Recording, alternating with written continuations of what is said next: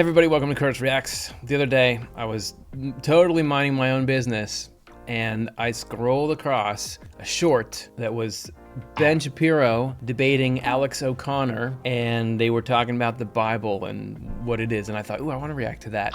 They just had this big debate on this channel called Premiere Unbelievable. The video is called, Is Religion Good or Bad for Society? Ben Shapiro versus Alex O'Connor. It's an hour and a minute, or hour and 19 minutes, so we're gonna react to the whole thing.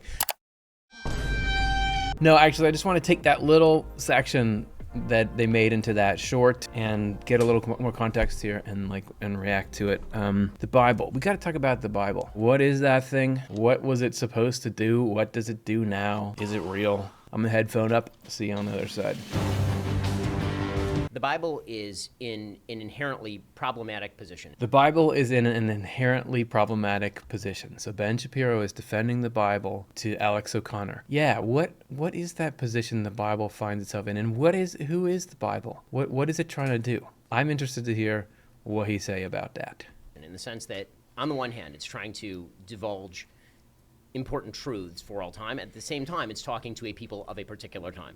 So let me just see if I can keep up here. We've got the Bible, which is a revelation. So that means God is hanging out in Godland and people are living their lives. And at some point, God comes in and says, I'm going to say something. I'm going to say something out loud to you guys through this written revelation, which was based on people's experiences and the sort of thing. Moses and the burning bush and all that. So he comes in and says that. And Ben Shapiro says he's trying to give timeless truths to the entire human race and also stuff that the people of the day will understand. If you ever wanted to watch this debate and have me restate what they say, here you go. Okay, that's the setting. Right, there are lots of mandates in the Bible. Many, many mandates. There's 613 of them according to my religion, right? That's why I do all these weird things that I do. But one of those mandates is not to hold slaves. Right? And so the idea of there was a society that existed at the time of the Bible in which slaveholding was not only ubiquitous, it was universal, and which was true for virtually all of human history. That's right. And could be justified not just in terms of religious scripture, but in terms of Aristotelian thought.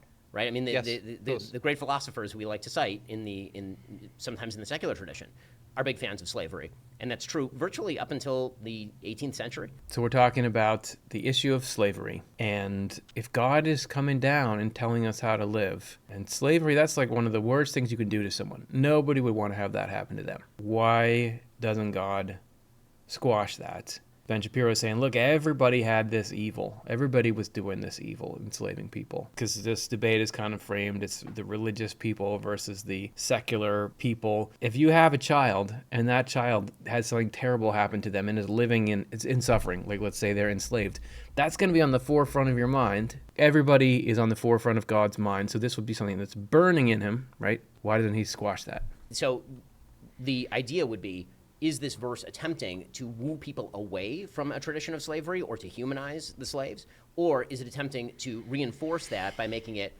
harsher and more difficult? And that's why actually one of the things I enjoy doing in terms of how I study the Bible, for example, is I like to look at contemporaneous religious texts of the time. So I like to study the Bible alongside, for example, Hammurabi's Code. And it's really interesting to notice the differences and where the Bible is liberalizing Hammurabi's Code, for example. Absolutely. And so the idea that a divine revelation has to be given to human beings who are capable of following that in the time. Again, that's part of the difficulty of I think, rebutting religion in a certain sense, because, again, it seems wiggly, but it really isn't, in the sense that if you believe, as I do, in a God who spoke to human beings in some form or fashion and has to speak to them on a level that they can understand, in ways they can understand, then that immediately is going to discount the ability to do a lot of very radical things that would have appeared radical in 1200 BC, but now appear to be commonplace for us. For me, as a Swedenborgian Christian. Now, Swedenborg, if you're not familiar, he was a scientist in the 18th century, right around when Ben Shapiro was saying slavery got abolished. So at the time when humanity was like, oops, waking up, looking around and saying, what are we doing? We're doing some things that are bad. Also, like figuring out all this technology. It was the age of enlightenment. Ben Shapiro says, I believe that God came and talked to human beings. Swedenborg would be one of those people. I mean, he had this set of what we would now call spiritually transformative experiences, but that was hypercharged, 3 decades long. And according to him, was like, here, God is telling me how to understand this, and particularly how to understand the Bible and what it is. His first works that he put out that nobody wanted to read and everybody thought were weird, but he kept going for, like, depending on Latin or English, like 15 volumes, was called Secrets of Heaven. And it was a walkthrough of the book of Genesis explaining what this thing is. Because fundamentally, the Bible is a thing that connects heaven to earth. I'm imagining myself like coming in and sitting at this table with these intellectual giants and the host and being like, hey guys, let me tell you about the Swedenborg thing. And everybody like, security? It's my YouTube channel, so I can say this. That what they are wrangling over here is the packaging that the Bible comes in, is the literal sense, the outermost layer. Yes, I get it that outermost layer has had an impact on people. And yes, I agree to a certain extent with Ben Shapiro that there is a certain accommodation that people have to be able to understand and live it. Swedenborg does say that in certain religious traditions around the world, polygamy was allowed to persist because if it wasn't, people would have rejected the revelation. Worse things would have happened. So there's some of that, but also the Bible is a multi-layered thing wherein earthly people can understand it in an earthly way, and angels at the same time in heaven, I'm talking about, understand it in a heavenly way. And by that, by means of the correspondences, heaven and earth are united enough that human beings can continue to exist and not be overwhelmed by evil and falsity. The explanation of what the Bible is and how it works, for Swedenborg, this was more than 12 volumes just for the book of Genesis. Of course it's going to be confusing. Of course you're going to come to these loggerheads about it. When I see the Old Testament and how it's written, there's parts of it that are totally offensive to me in the way that people behave, but I don't see that as God is telling people how to behave this way. I see that as there's a correspondential symbolism in every part. The fact that you have people building these tabernacles and crossing these rivers, that is all describing what's going on in the human being.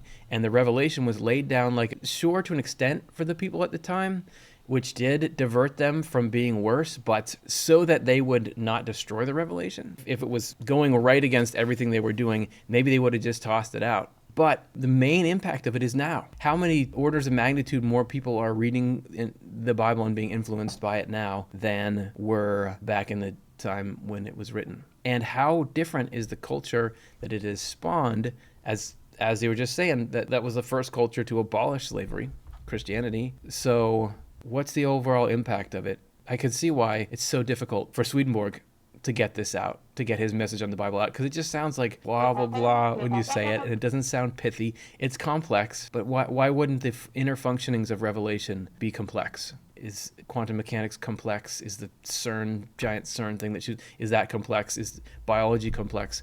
Revelation is complex. I'm just saying, it's a ball of, I want to say ball of wax, but it's not. It's a ball of yarn. Let me see what they say. I understand this argument, and I've heard it many times. I must say that it seems strange to me that God does seem willing to completely and utterly condemn a bunch of other practices, including, by the way, imaginary crimes like witchcraft, just done away with entirely. Well, what about the craft? Witchcraft in the craft, you don't think that was real? And even if it is the case that God, for some reason, couldn't even hint at the idea that maybe eventually we should be moving towards the abolition of the idea of owning human beings as private property, he just had to hinted at it, but yes. I still think it's the case that he would not permit a flat immorality, and I think you would agree with that too. And so when I open the Old Testament or the Hebrew Bible, and when I look at the texts saying that if you lay siege to a city, you can kill, if the Lord delivers it into your hand, you can kill the men and the women, you can kill the men and keep the women and the children and the livestock as plunder, as Deuteronomy says. The conquest stuff, hey, Israelites conquer this city and then wipe it off the map, and that God is doing that. It's the worst. It's gross to read through. If you're thinking of this as this is what God is saying is good for the human race to do. Of course.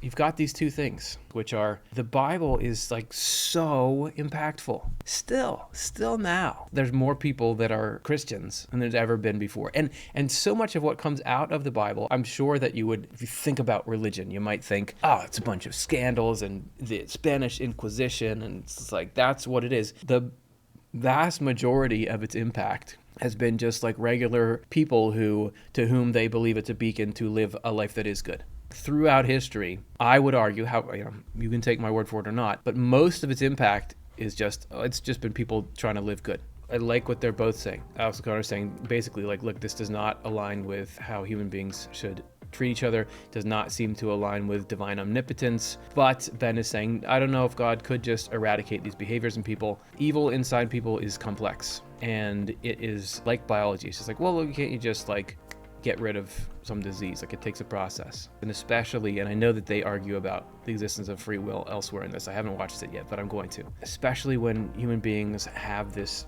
space that only they can access. There is impossibilities for God. God cannot violate the freedom that's in you. It's both. Everybody who's been watching this, if you are willing to watch this 1 hour thing between these guys and you have serious qualms about the Bible and what it is, download it for free on Swedenborg.com. Go check out Swedenborg's Secrets of Heaven. Just read a bit of it, and he gives you a sense at least of what the actual nature of the Bible is. That's the only reason why I can feel at peace with the Bible and what it is, and understand why Christianity exists and what its place is in the world, and why religion exists and what good it does for society. I'm just saying, go check out my other channel. We got a million videos about the internal sense of the Bible if you don't want to do some reading. Otherwise, thanks for watching. React out there, and then react some more. See ya.